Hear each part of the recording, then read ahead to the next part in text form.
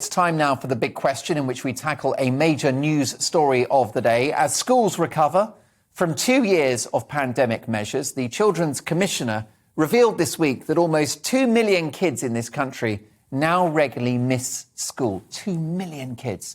Added to that are the tens of thousands of so-called ghost children, kids that stopped going to school as a result of lockdown and never came back.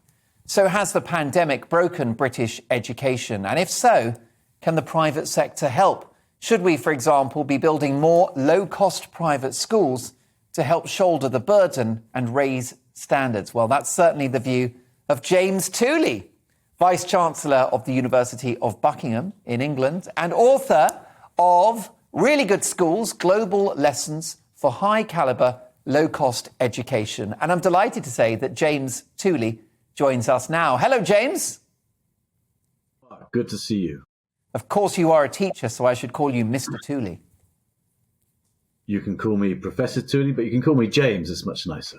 Look at that. Imagine having that many titles. Look, Professor Tooley, let's get down to brass tacks. Are private schools better than state schools? The simple answer is yes. And research has been done all over the world on this, in developing countries especially, where this extraordinary phenomenon, you've mentioned low-cost private schools, maybe some of our viewers don't know about these, but around the world, in developing countries, in sub-Saharan Africa and South Asia, this extraordinary phenomenon of low-cost private schools are there, where the majority, 70, 80, 85% of kids, including poor kids, are going to private schools. These private schools outperform the state schools. They're affordable to poorer parents. They're accessible to girls. They're sustainable, scalable. I've been doing research on this area for 20 odd years. And the questions come to me, why are we not doing the same in Britain? Why are we not doing the same here in England? Can we do the same? And I believe we can. And I started a low-cost private school up north in Durham when I was at Newcastle University a couple of years back. We proved the model. I think low-cost private schools can really do something to bring in better education, really good schools for more kids in this country and really transform the education system. How low cost could a British private school be? So the school I opened up north is £3,000 a year. That's per year, not, By the way, hear that and assume. Interrupting you, Professor Tooley, that's cheaper than a good nursery. It's cheaper than a good nursery, and it's 3/5 of the per capita funding that the government pours into state schools, the equivalent there. But it's also importantly, could you clarify that figure? So the cost to the taxpayer of one school place is double. I promise it's about 5,000, 6,000 maybe if you include capital costs, but it's 5,000 to 6,000. So that £3,000 a year is 3/5 or even a half of what the government spends on a child in a state school. So it's an extraordinary thing. I mean, the proof of the pudding is I've done it up north, and the school there we started a couple of years back. It's now full, a very small school. Now it's full. It's got a waiting list. It's passed its Ofsted inspections with flying colours, and it's now breaking even at that amount. So we've proven that you can keep costs low and develop a private school which serves communities that other private schools don't reach. Now, other private schools, remember, are maybe 5 times more expensive, maybe 6 or 7 times more expensive. So this is an extraordinary, if you like, proof of concept. I want to see this developing further across England, across America, and so on. And people are getting interested. I've written about this, and people are contacting me and saying, well, perhaps we can do this. Perhaps this is a way of solving the education problems. Because you mentioned those lost children from the, I enjoyed what you're saying in your monologue about the pandemic. I agree with you 100% there. Private schools at least kept up with their children when they were under lockdown in a much better way than state schools did. So private schools are accountable to parents. Private schools have so many virtues. What I want to see is extending the reach of private schools to a much broader audience, and bringing the virtues of the private sector to a much wider clientele. That can happen. We've proven it up in the Durham model. I want to see it happening down here as well, down south where I am now. You mentioned accountability, of course. If a parent pays for private education, even if it's £3,000 a year, they are paying customers. So accountability, a key factor. But why else might the culture of a private school, even a low-cost private school, be more effective at educating children than a state school? What is the difference culturally? Well, I mean, I think the accountability is a key part of the X factor that makes private education better. So I can talk about children their parents who send children to that school up north, and also the experience I've had working in low-cost private schools for 20-odd years in Africa and Asia. And it's really the parents know that the schools will respond to the way they want their children to be educated. You know that phrase, isn't it? That schools are there in locus parentis. That's the whole point of schools. They are there to look after the children while the parents are not there. So often in the state schools, I'm sure you know many examples of this. The state schools push stuff onto children that their parents don't want. And private schools can be accountable in a way that state schools cannot. So many parents have said to me something along the lines of, yeah, the state schools are fine. In this country, the state schools are not too bad. Whereas in other countries I'm working, the state schools are terrible. But they might say the state schools are fine for other children. But my little Lucy, she has special, she's specially bright. She's specially gifted. She needs special help. My little Johnny, he's perhaps slower and needs special attention. And parents recognize that you don't get that in the state schools in the way that you can in a private education. So accountability is the X factor, because it really makes sure that the schools go after what the parents want and satisfy their needs, rather than getting caught up in some dogma or some fad, educational fad that governments so often want to put onto schools. I'm sure that notwithstanding the current challenging economic environment, I must have many thousands of viewers watching this who have kids that would bite your hand off for a private school place for what amounts to less than £300 a month per child. I mean, let's be honest, Sky Sports subscription and Sky Movies will cost you 60 quid. You could give that up for starters. Why are traditional private schools in this country so expensive? And might that be a disincentive for the kind of low-cost private educational establishments? Yeah, I mean, that's a question I often ask. I get people from private education, independent schools coming to visit me in my office here in Buckingham, and they will say, they'll say, how do you do it? And I say, well, why can't you do it? Where is your expense? And so often, I think it's twofold, really. One is that often private schools, normal private schools, normal independent schools, they're in very old buildings with magnificent estates. Someone came to see me recently from a school somewhere in the Midlands, which had 90 acres of land, and a magnificent old building. Well, those are very expensive to maintain. Do you need 90 acres of land to educate 200 children? You absolutely do not. The other thing is, and this is quite relevant to discussion now about who's using expensive private schools, are they children of Russian oligarchs or whatever, but there has been this international arms race of the private schools catering for a global volatile, fluid market. And so they think they've got to have, astro pitches. They've got to have astroturf pitches. They've got to have Olympic-sized swimming pools. They've got to have magnificent theatres. And they focus on those things which are peripheral to education, rather than focusing on the essentials.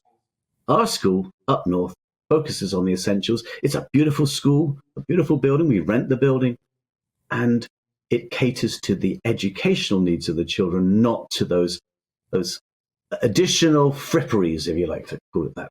There you go. I'm just suddenly imagining the idea of a Primark primary, a low value but high quality educational establishment. I'm sure that your place is several rungs above the Primark ladder. Let's bring, can we, James, my panel into this. We have lawyer and broadcaster Rebecca Jane. We also have Neil and Christine Hamilton. I'm going to be very personal and ask each and every one of you about your educational background, if you're comfortable answering that. So, Christine, did you go to private school or state school? Well, both. I started out, after sort of kindergarten and little schools, I started out at an all-girls public school, which was incredibly strict, and it won't come as any surprise to you that I was expelled. And I then went to... Do you care to tell us the circumstances surrounding your expulsion? Not actually terribly interesting. I mean, I was only 12. I was just very naughty. Anyway... Well, listen, I don't want to embarrass Neil, but I wonder if boys were involved. Amazingly, they weren't. I said I was 12, Mark. 12. Well, you can still give a boy a peck on the cheek, but I understand. So we hardly ever saw boys, for goodness sake. We were cooped up 24 hours a day, 7 days a week. Little crocodiles to church with little white gloves. I mean, no wonder I rebelled. Anyway, then I went to a co-educational grammar school and I never looked back. But having had both experiences, I think it was very formative. I wouldn't have missed either because both sorts of school taught me a great deal. And I then rebelled again when A-levels came along and I said to my parents, I've had enough of school. If you don't let me go and do my A-levels at a technical college, then I ain't doing them. And they knew by then that the immovable object had spoken. So I then went to a technical college. So I've had a sort of a variety, and then university. So I've had the lot, really. And what do you think about the idea of more low-cost private schools charging £3,000 a year for a pupil place? I think it's amazing, and I don't know how Professor Tooley does it. He explained slightly by jettisoning the sort of 90,000 acres, but I still don't quite know how he does it. But focusing on what is important, exactly. You can do extracurricular swimming lessons and things like that, but focusing on the really important pillars of proper basic education. But, I mean, hats off to do it for that price. I'd love Christine, to actually... Do you think that another reason why, according to James, private schools are better, notwithstanding the facilities and very sort of engaged, motivated parents, is a lack of politics within the classroom in the private sector? I'm sure. I think the word is ethos, isn't it? The ethos in a private school.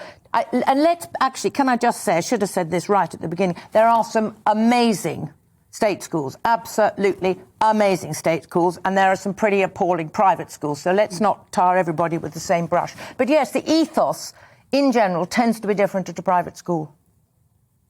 Rebecca Jane, you're obviously educated to within an inch of your life, letters after your name, dripping in qualifications. Did you go to private school? No. I went to state school. I went to Church of England high school, which did me no good, really, if I'm honest. But no, I'm not into the private school argument, I'm afraid. And also, so I was obviously paying a lot of attention, but I did get rather confused when we were talking about the figures and whatnot. So it's £3,000 per year per child. And are we saying that it costs £6,000 per child in a normal school? If you're asking me that question, yes, Jane. Please. Yeah. So that it's £5,000 or £6,000 that the government puts into what you're calling a normal school, a state school. So obviously the parents don't pay that, but that money comes in. Yes. And, okay. In the school that I'm running up north, we can do it for £3,000. Down south, Christine, it'd probably be a bit more expensive. You know, right. Rents are more expensive here. It might go up to 5 or 5.5, something like that. But, okay, so that's what I thought my understanding was. So for me personally, I don't think that throwing money at the problem and getting parents to pay is the answer. I think that Rebecca Jane, we pay already. We pay, yes, but then I don't think that parents should be paying on top of that as well. I think the parents have got enough to be paying out for. And I think that if we're saying that the schooling system that we have is not so wonderful, and actually it can be better and it can be more wonderful if we send them to this £3,000 a year school, then really we should be looking at our schooling system and saying, do you know what, if they're doing it for cheaper and they're doing it better, we need to look at actually our state schools and how we can actually help do it better. Rebecca Jane, what about a tax rebate for anyone sending their kid to a low-cost private school? So you pay £3,000 in and you get £3,000 back from the Treasury. Yeah, potentially a decent idea. But the thing is that if you can do it so well on £3,000 a year, then surely if we look at the educational system that we've got, we can save the whole educational system money and we can invest that into other things. Yes, but the trouble with the state sector is that you've got the dead hand of government. That is the problem, whereas in the private sector, you don't. That is the crucial difference. Neil Hamilton, you served under Margaret Thatcher. You were the Member of Parliament for Tatton from 1983 to 1997. Mrs Thatcher would have admired James Tooley and would have supported his project, wouldn't she? Yeah, I think very much so. And I've been a long-term proponent of education vouchers, which is where parents can withdraw from the state system if they wish and get a voucher to the value of the average cost of the education of children in schools to which they would otherwise be sent. And they can use that towards a school like Professor Tooley's or any other school to give their children the education of their choice, not the one which is imposed upon them by local education bureaucrats or subject to the whims of trade unions. And what we're talking about here, of course, is taking away from people the freedom to choose for themselves by taxing them so that they no longer have the ability to contract out of the state system, because the state has taken such a big proportion of their income to start with that the freedom which they would otherwise be able to afford is no longer open to them. And I've been an advocate of this for many, many years. I stood in the 1979 general election on a policy of introducing education vouchers, and it was a great source of disappointment to me that the Thatcher government didn't take that up. Mrs Thatcher was very, very tempted by that, but Kenneth Baker, who was then the Education Secretary in the Great Education Reform Act in 1985, did introduce some very welcome reforms to the state system to give more power to parents to determine the policy of the local school. All that has been put in reverse in recent years. So I think that what Professor Tooley is advocating is the way forward to improve British education, because although there are some excellent state schools, obviously we know that from the Ofsted results and reports, but there are too many schools that are substandard and fail the children whom they're responsible for. And if a child's education is ruined right at the start, that's going to have long-term repercussions throughout its life. And therefore it's vitally important, I think, that we put power back where it belongs, in the hands of the parents, rather than education bureaucrats. And Neil Hamilton, you might sound like a right posho, but you are a state-educated young man. You attended Aman Valley Grammar School in Ammanford. Yeah, indeed I did. And it was an old-fashioned grammar school because I lived in a time which is a very long time ago. And it was a very traditional kind of school. Education in those days was a very different kettle of fish from what we see today. And today, of course, with new technology, so many more opportunities are there than existed in my day. But we got along very well. I'm also overeducated. I've got 3 degrees and in different subjects and 2 master's degrees. I'm an academic, but there are lots of kids who are not basically academic, and they don't even get the groundings of education, the basic groundings in reading, writing and arithmetic, as we used to call it. And the PISA results, the OECD international comparisons which Britain participates in, show that the parts of this country, like Scotland and Wales, that have socialist-based education systems, produce the worst results. And so the people who have sent their children to schools in these areas are being failed by the system. And therefore we need to democratise the system, put power back into the hands of the people who do actually pay for it at the end of the day, the taxpayers themselves. I feel like the people that really need it the most and the ones that are in the most struggling schools will be the people that can't afford to pay anything towards it. But they can be subsidised. I agree with that. You subsidise the person, not the product. Yeah. I mean, what do you think about that, Rebecca Jane, the idea of privatising British education so that everyone has access to it and it's based upon ability to pay? Yeah, I don't disagree with that. I think that the whole problem that we've got is that we have these set structures and we pigeonhole children into certain boxes and say this is how they should be and this is what they should do. Every single child is individual, and I say this as somebody that goes into schools every week and does a programme with children right now, and it is a programme that is designed to specifically bring out life skills to each individual child, because you can't keep pigeonholing kids into it. I've got my own youngest daughter, Peaches, absolutely adorable, but she is highly dyslexic. And I will say that she is in a state school. They've done absolute wonders for her, and I couldn't speak more highly of them. But that was after it was identified as a problem. She got pulled out, and then we completely tailored the journey towards her. Before that, they were trying to put a square peg in a round hole, and it doesn't work. So the whole system, for me, does need to have a rethink about it. And I think that what you said about the educational vouchers and giving tax rebates, I think that'd be a really good way for parents to have the choice of what kind of school that their child should go to and what is important for that child, rather than just shoving them all into the same box. Full disclosure, I attended private school. My kids go to the local state school, and the teaching they get is first class. It's unbelievably good. But that's not the picture across the country, James. How do you respond to what the panellists have just said? And you didn't ask me for my full disclosure. Well, yeah, that's a good point, James. Tell us your background. Yeah, I went to a state comprehensive school in East Bristol. So I grew up in the state system so I don't come from a position of private school privilege, if you like. I don't want people to go through the system that I went through.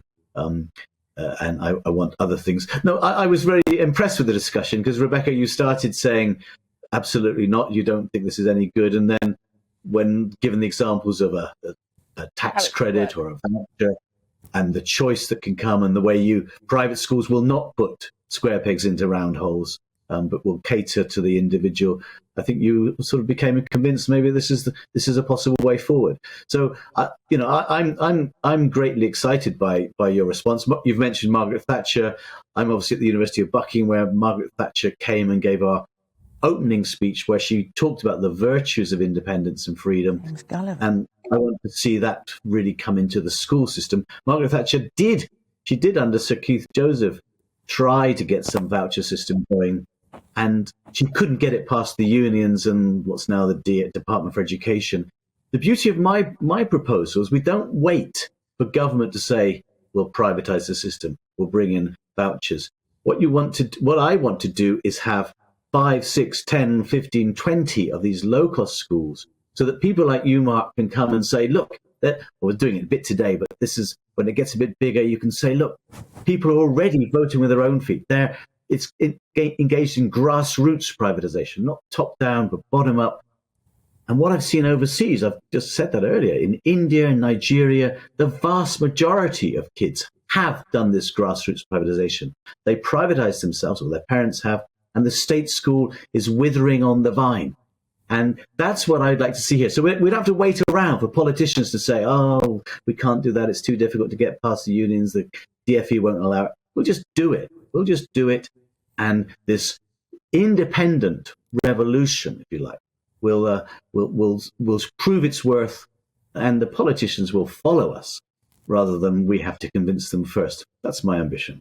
And Professor Tooley, what a great advocate you are. What a great advert you are for a state educated system. Of course, you went to a comprehensive, although you said it had its shortcomings. Your book is out now. It's called Really Good Schools, Global Lessons for High Caliber, Low Cost Education. And it is by Professor James Tooley. James, thank you so much for joining us.